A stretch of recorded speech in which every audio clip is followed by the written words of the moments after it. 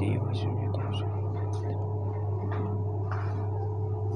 لهم الفاتحة. بسم الله الرحمن الرحيم الرحمن الرحيم مالك يوم الدين إياك نعبد صراط الذين أنعمت عليهم.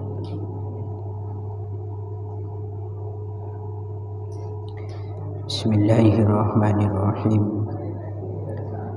فقد قال المؤلف رحمه الله تعالى ونفعنا به وبعلومه وبأسراره في الدارين آمين اللهم آمين. بسم الله الرحمن الرحيم. والثالث نظره إلى ذوات محارمه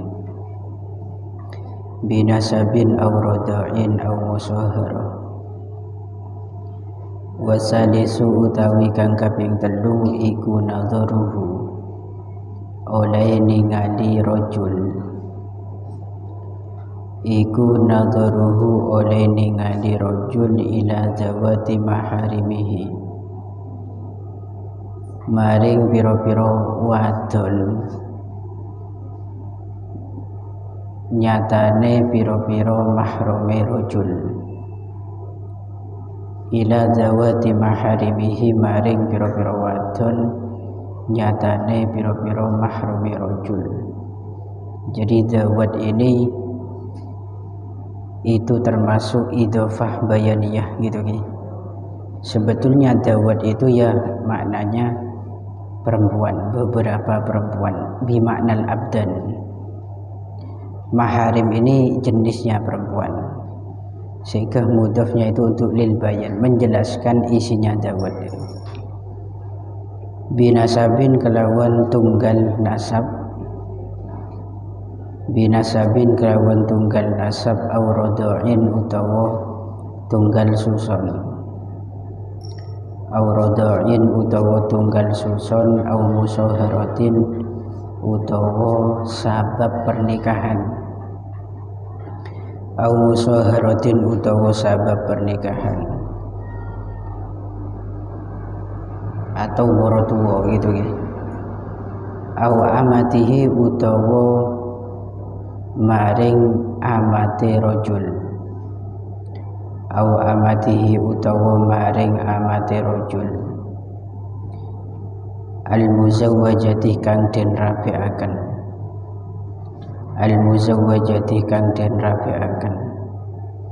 Fayajuzu maka wenang apa ayan duroh yen to ningali sapa rajul fima ing dalem barang ada kang liyani apa ma ing barang baina surrati kang tetep ing dalem antarane wudel, baina surrati kang tetep ing dalem antarane wudel warrubbatilan dengkul, warrubbatilan dengkul. Ammal ladzi anapun utawi barang bainahuma kang tetep ing dalem antarane as-surrah warrubbah iku fayahrumuh maka haram, iku fayahrumuh maka haram apa nadharuhu ningali alladzi, apa nadharuhu ningali alladzi. Bismillahirrahmanirrahim. Wasalisu nadharuhu ila zawati maharimi. Kemudian bagian yang ketiga yaitu pandangan seorang laki-laki terhadap beberapa perempuan yang masih dalam status mahram. Baik mahramnya di situ binasabin disebabkan karena faktor nasab. Contohnya seperti kabintihi anak perempuan dia, berarti putrinya sendiri, atau saudaranya, berarti tretan sekandung, atau tunggal susu, berarti dia pernah nyusu kepada orang, ibu dari orang yang disusui. Artinya orang yang menyusui itu adalah ibu rodok, itu juga mahram. Dan juga saudara tunggal rodok, atau saudari tunggal rodok. Berarti kalau punya anak yang nyusuin itu, maka anaknya itu termasuk saudara, cuma tunggal susuan. Kemudian di sini au musoharoh, atau disebabkan karena faktor pernikahan. Pernikahan itu contohnya ka ummi zaujati, ibu dari istri berarti mertua, wa bintiha, dan anaknya istri berarti anak tiri. Kemudian wa zaujati abiha, istri dari bapaknya berarti ibu tiri. Itu juga bagian dari mahram disebabkan musoharoh. Wa zaujati ibnihi, dan istri dari anak laki-lakinya berarti mantu. Jadi semua itu termasuk dalam kategori mahram, gitu nggih. Orang yang haram dinikahi, dan dalam aturan memandang itu hukumnya boleh memandang anggota tubuh selain anggota antara pusar dan lutut.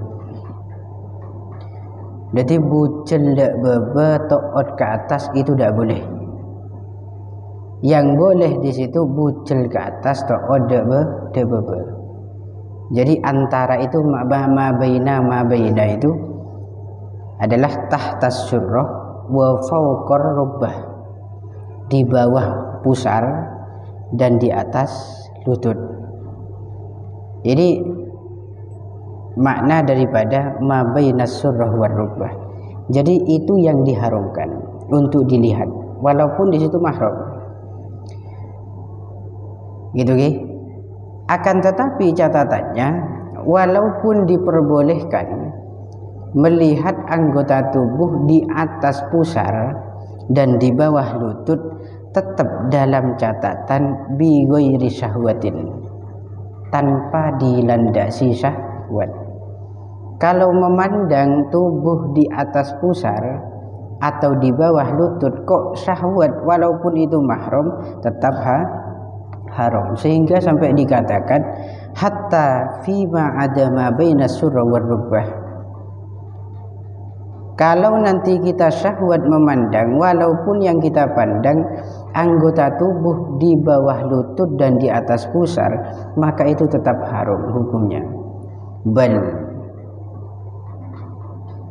Bahkan di situ apapun,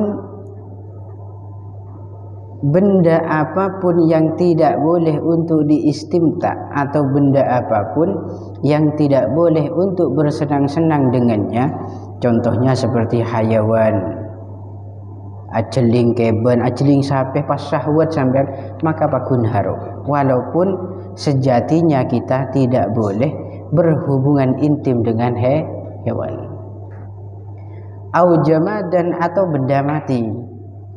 Contoh kata kemarin sampean melihat patung berbentuk postur tubuh manusia, dan sampean memandang dengan dilandasi syahwat, lebur ajelingaki.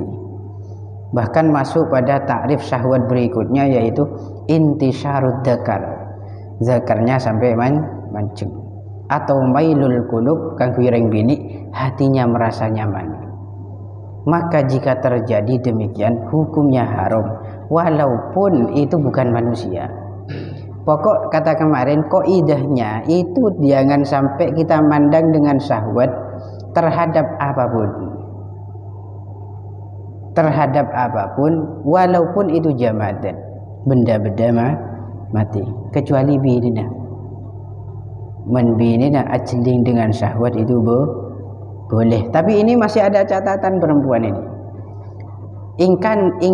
Ingkanat fil ahya, atau ingkanat fi waqti hayyin, atau fi waqtil hayat, fi waqtil hayat, gitu kan. Apabila perempuan itu istrinya itu sampean pandang ketika masih hidup, kalau nanti sudah meninggal itu beda kasus. Jadi umpama saya bini pas mati, tepan mati berarti kan dadi mayit ki. Bisa sampean ejelinga ki kelaban syahwat itu tidak boleh. Bisyahwatin itu tidak boleh. Kenapa? Kasusnya sudah beda. Yang sebelumnya itu masih dalam kategori manusia yang hidup, yang satunya di situ manusia yang sudah meninggal. Ini masih ada perincian hukum. Kemudian untuk pusar dan lutut itu boleh dipandang. Kengain kata tadi ma baina surrah war rukbah itu berarti di bawah pusar dan di atas lutut. Pusar bukan bagian aurat. Jika dinisbatkan pada mahram, bukan aurat jika dinisbatkan pada mahram. Tapi ring bini kalau tidak dinisbatkan pada mahram, maka jami'ul badan, seluruh badan itu aurat. Itu yang harus sampean perhatikan. Bucel nikah kerukun batas. Batas itu tak masuk dalam ranah aurat. Akan tetapi ada sebagian ulama yang menyatakan, termasuk Imam Ibnul Mukri. Imam Ibnul Mukri itu beliau menyatakan boleh, bukan boleh, tidak boleh di situ hukumnya haram memandang anggota di atas pusar dan di bawah lutut. Berarti lebih luas dari yang tadi, dan ini tidak dibenarkan. Pendapat yang demikian itu tidak dibenarkan. Kenapa? Ikut kaidah dasar bahwa batasan itu tidak masuk dalam persoalan. Kalau yang dibahas persoalan aurat, ma baina surrah war rukbah, batasannya mana? Surrah dan rukbah itu berarti tidak masuk aurat, karena batas. Jadi surrah itu masuk ke wilayah yang atasnya, rukbah masuk ke wilayah yang bawahnya. Berarti bagian anggota tubuh yang boleh untuk dipandang. Ini untuk mahram, untuk mahram. Ini tidak mutlak. Kemudian bagaimana jika sebaliknya? Ini persoalannya kan ada orang laki-laki memandang perempuan yang mahram. Kalau perempuan mahram memandang laki-laki yang mahram, maka hukumnya persis dengan yang tadi. Bil aksi, keduanya sama-sama dapat hukum tadi. Beni kerokun hukum reng laki saya bahas kantoh, ajeling reng bini. Tapi sebaliknya, men bedereng bini ajeling keselake ikut aturan yang ada.